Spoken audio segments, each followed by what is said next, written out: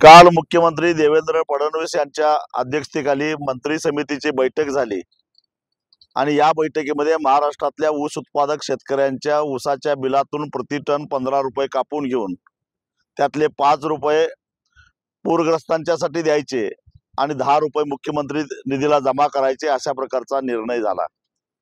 म्हणजे एक प्रकारे पूरग्रस्तांच्या नावाखाली राज्य सरकारनं शेतकऱ्यांच्या ऊसाच्या पैशावर दरोडा टाकायचा प्रयत्न केलेला आहे। वास्तविक पाहता यावर्षी अतिवृष्टीमुळे ऊसाचं उत्पादन सुद्धा एकरी 10 ते 12 टनानं घटलेलं आहे हे सरकारला माहिती आहे। म्हणजे अतिवृष्टीचा बाधित ऊस उत्पादक शेतकरी सुद्धा आहे। महापुरामध्ये आणि अतिवृष्टीमध्ये ऊसाचंही नुकसान झालेलं आहे।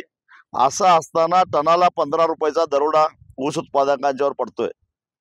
खरं तर ज्या मंत्री समितीमध्ये बसलेले अजित पवार असतील किंवा विखे पाटील असतील, या विखे पाटील अजित पवारांना खुश करण्यासाठी याच राज्य सरकारनं यावर्षी मार्च महिन्यामध्ये हायकोर्टानं जो एक रकमी FRP देण्याच्या संदर्भातला निर्णय दिलेला होता, त्या निर्णयाला आव्हान सुप्रीम कोर्टामध्ये राज्य सरकारनं दिलेला आहे आणि त्याला स्थगिती मागण्याचा प्रयत्न केलेला होता।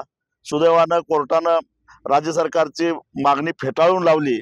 म्हणजे जिथं ऊस उत्पादक शेतकऱ्याला एक रकमी FRP मिळू नये म्हणून राज्य सरकार सुप्रीम कोर्टामध्ये जातं, तेच राज्य सरकार पूरबाधितांच्या नावाखाली ऊस उत्पादक शेतकऱ्यांच्यावर जर का टनाला 15 रुपयाचा दरोडा टाकत असेल तर हे आम्हाला अजिबात मान्य नाही।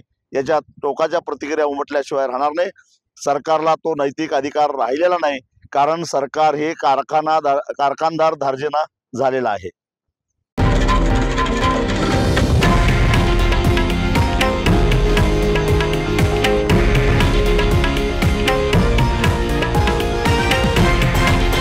हे आहे देशातील नंबर 1 न्यूज नेटवर्क आणि आपण पाहत आहात TV9 मराठी, एकमेव।